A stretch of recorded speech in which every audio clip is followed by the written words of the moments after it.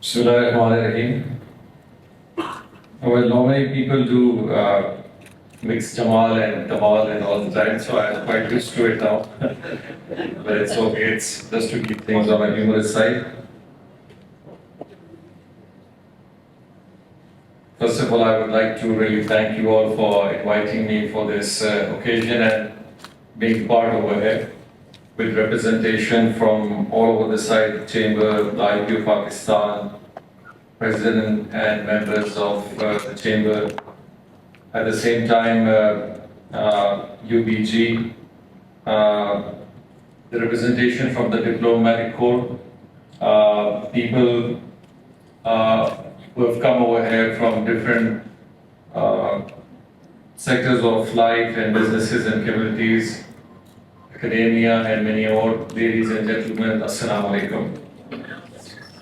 Well, the way this whole thing is going on, I was just trying to note a few points, and I was anticipating that I might take a very long time off my speech, which I normally do when politically we address. It's like taking 2-3 hours, but I'm sure you're not going to be taking that load of my boring sentences and speeches, but I'll try to shorten myself, precise it, and keep over focus on the subject and a little bit touch on a few of the issues which have been raised and some collaboration from our side. I had an experience of the word SDG really fascinates me a lot. And the reason it fascinates me is not because of any other reason, but I've remained as a town committee chairman also in '98. And then from 2001 onwards till 2008, I was a district Nazim also. And while during this local government structure that we had, so the SDG program initiated was quite in Pakistan and was going through Balochistan and Sindh and Punjab and many other places. And when still I'm hearing the SDG word and not being seen, it being completed in Pakistan, so it just reminds me how late we are in achieving these global indicators which Pakistan not only wants to fulfill, but it's our own need. The benchmarks we need to really follow up. The IPO day with SDGs and the initiative and creativity subject which we all talk about, it suits Pakistan the best. We have a big population where the youth is more. There's an urge of doing, and being Pakistan as a very resourceful country in many things. So what ideal environment we can have is just to streamline things, secure few things, and take a lead by really giving a proper direction to this young generation and to the things that we have. Easy said than done. I'm sure it's not that easy. Though we are rich in many things, we're intellectually rich, we are politically rich, we have a very rich land, we have rich people. Allah has blessed this country with a lot of resources which hardly many other countries can match. And it's not that we always talk about that Pakistan is rich in everything, it's a fact. Whenever we talk about things in Pakistan, it's a fact. We just see our neighborhood. Countries don't have an ideal environment or even atmosphere. They don't have the seasonal crops. Many don't have human resource. Many lack the food security. There are regions which don't have natural resource to even grow cotton, but they're still big cotton exporters and they're textile exporters. We have countries which are less than us, like Saudi Arabia and UAE. For them, livestock is a big challenge, but still they have one of the biggest dairy farms and dairy production and exports. Similarly, we go to regions where they don't produce minerals, but they have one of the best fine-tuning of refineries of minerals and many other products. So it's, if you just accumulate all these things within your own country, so it's a blessed country. And I do only 2, 3 places in the world which really match Pakistan and or we match them is Australia or US. So if you see US as a whole and Australia as a whole, the kind of resources and things those big kind of continental like size countries have, Pakistan being a very small country has it all within a very small space. But that's another question then, how we are utilizing it, how we are bringing this whole resource into use, and how we are channelizing it to bring prosperity, business, and many other things. It has been done in the past, when we recall 1960s and early 70s. So we could see like, now people give example of aviation. Pakistan was a leading aviation country. People talk about banking, Pakistani business bankers, one of the best bankers in the region. When we talk about engineers and doctors and many other things, even to an extent of regional high-rise buildings, like Habib Bank building in Karachi was one of the tallest at that time. By building up big bridges, which we see recently in Middle East 10, 15 years back, we used to have them 60 years back. So it's not that we did not have all these things. Well, it's a big debate like how we came over here and how things happen, but that does happen to a nation. No, it's not only us. If you see around, like people have become part of global politics and economies and situations. So what I would need to say is, in order of having this whole thing, and now a time will be so much needed of guiding our upcoming future people and the youth and the generation that we have. So innovation, creativity is what is needed to Pakistan utmost at this time. And the reason I say it, these last 15, 20 years, which Pakistan could have achieved, we have not. And I don't want to go into a political debate of like, who did what and what went wrong. So we as a whole community, as a whole nation, to some extent are responsible for whatever we have done and what we have not done. But this is a high time of really gearing up things and trying to see what's ahead, how the global challenges are, what economies are thriving, what are the needs which are needed and obligatory in terms of business practices, how the environmental factors is reshaping the business policies, what are the prerequisites for our upcoming business community to really fulfill globally and be responsible as responsible global business people. So these all things, when combined together, definitely there's a big need of creativity, thinking, research-based work that we all need to do. And I'm really happy in this way that there is a big urge in people. There's a big urge of diversifying and trying to look for new opportunities which are lying globally. And what well can be done, like how the global phenomena of economies and connectivity has become so small, it has shrunk. Because of the reason, nothing else, but how fast our connectivity has become.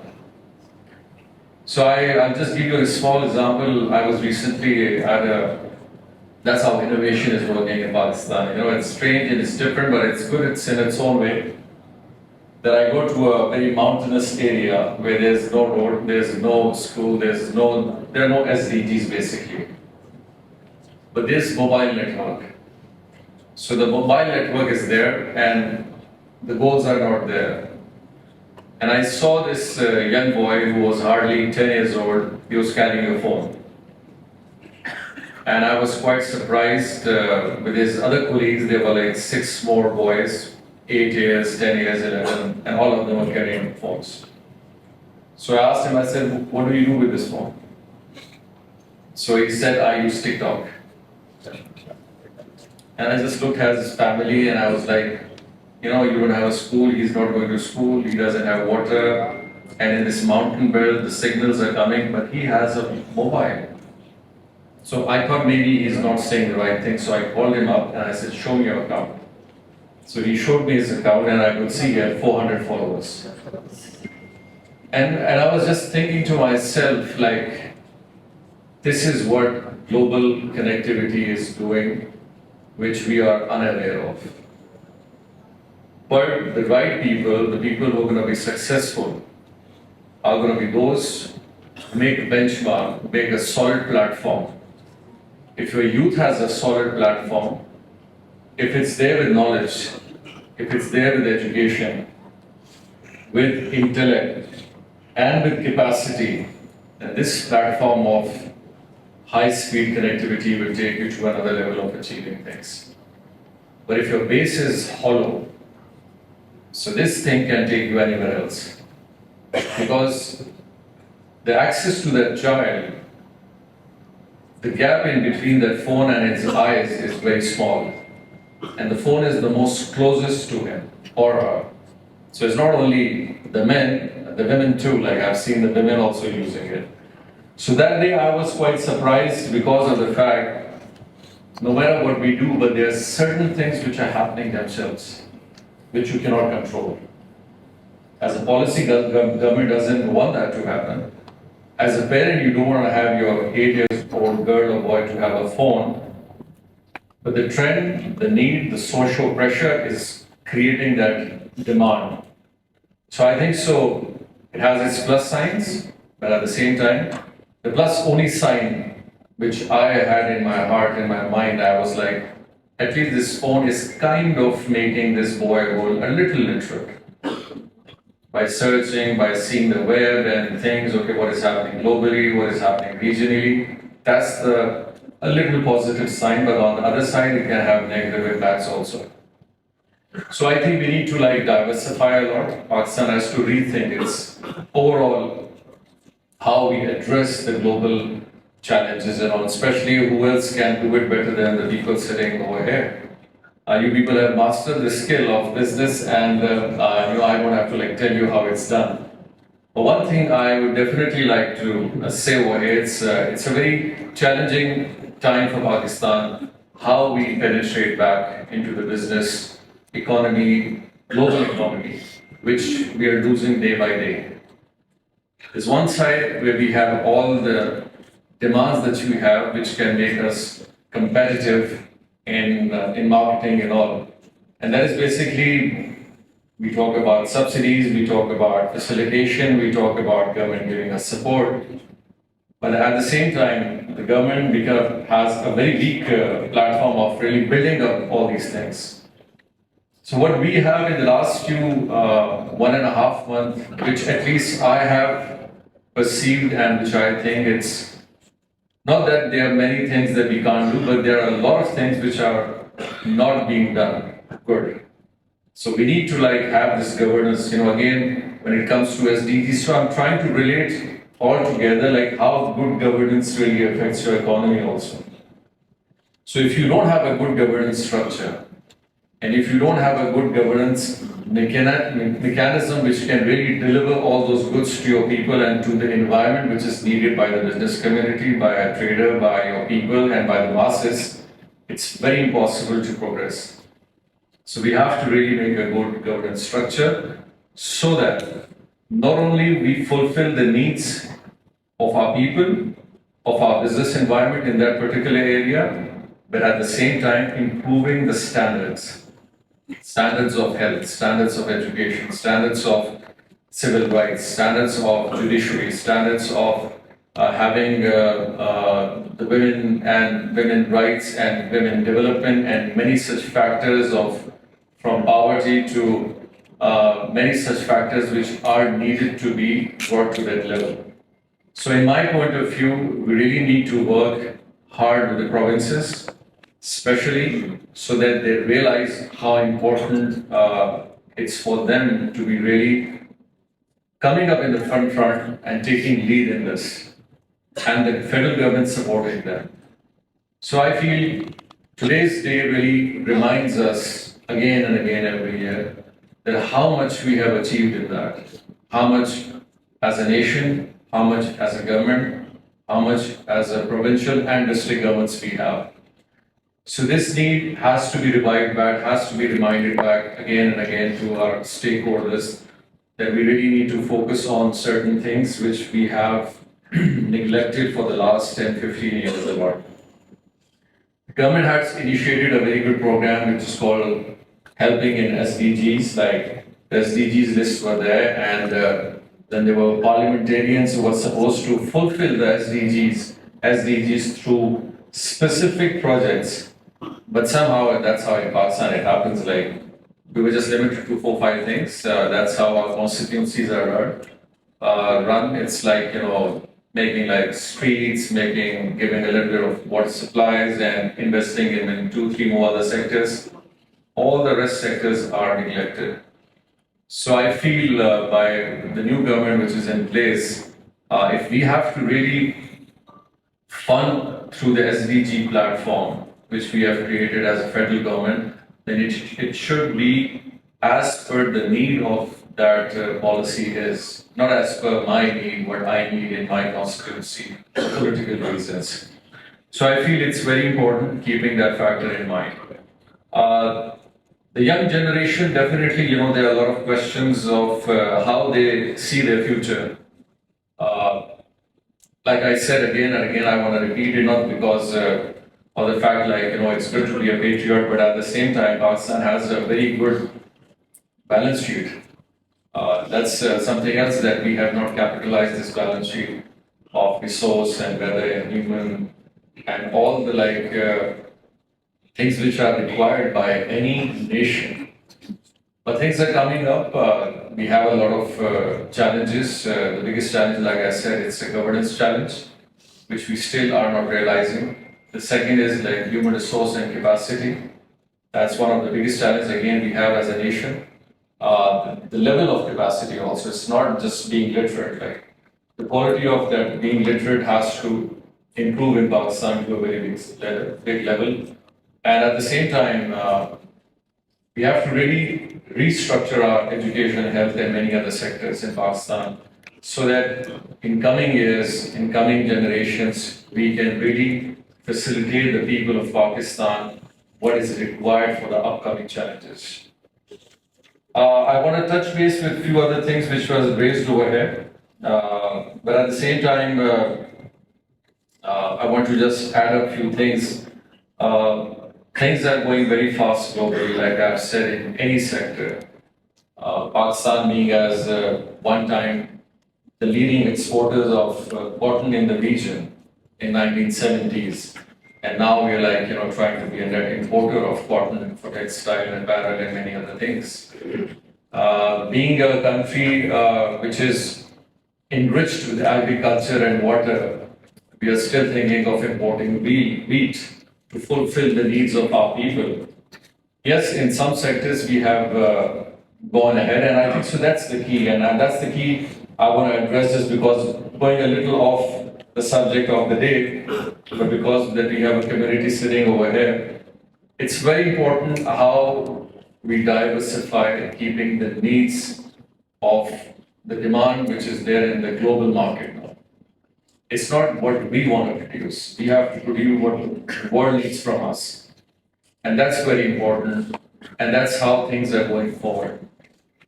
We've seen a surge in agro products in Pakistan. Sesame seed, I don't think so anybody has ever thought of sesame seed going from 50, 60, $100 million to $400 million, though it's a not very small number globally. But at the same time, it's a big thing, achievement for Pakistan where the numbers are going many folds high. Maize, again touching to $450 million, and as compared to the last year, maybe 150. Onions, banana, all these things. We have never thought of if Pakistan can really export anything in these sectors, but now it's happening.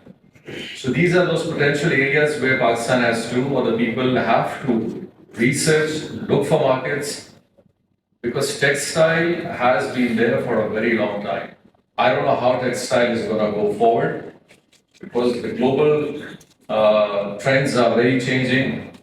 There was a time when only cotton was a product of use, but now it's man-made cotton, which is more popular. How are we diversifying in that? That's a big question, and how we can benefit from that too. Human resource globally is a big challenge for many countries. One of the best high in technology countries, Japan, is facing a big human resource shortage. In Europe, we see many countries facing shortage of not only human resource, but at the same time, the wages standards which we have in Pakistan is pretty low as compared to any European country or even China. Like there was a time people used to say China has, low cost labor, but I don't think so. Now it's increasing day by day, or it has already increased to a very big level. So how Pakistan can really infiltrate to these markets, try to see where its potential is, how Africa is coming up, how we can have a role in really exporting and making trade with Africa is a big opportunity. Central Asia, I guess, being one of the countries which is deadlocked with its neighbors, it's a very big disadvantage to us. That on one part on our eastern borders we are closed, on western border we are closed, with Central Asia we are closed. So there are a lot of things we are closed with. So in all these aspects, I think so there's a rethinking of how to revive the economy of Pakistan. And the reason I'm talking about these subjects to this platform is that I do see people, and I do see the subject involved in this also, is the only factor just because the utmost requirement at this time, what Pakistan has, its economy, nothing else. If you have an economy which can sustain a 250 population, it's a big challenge for us. And the government is trying to do a few things, and I would not like to just go into what we have done or what we are doing, but there are a lot of things that we are doing. Just because they were touched by the chambers, so I'll just very briefly just say a few things.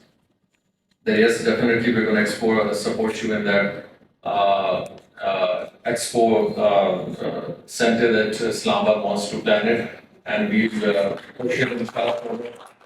We're doing one in Quetta, though it's very late, but we're going to support the Islamabad one.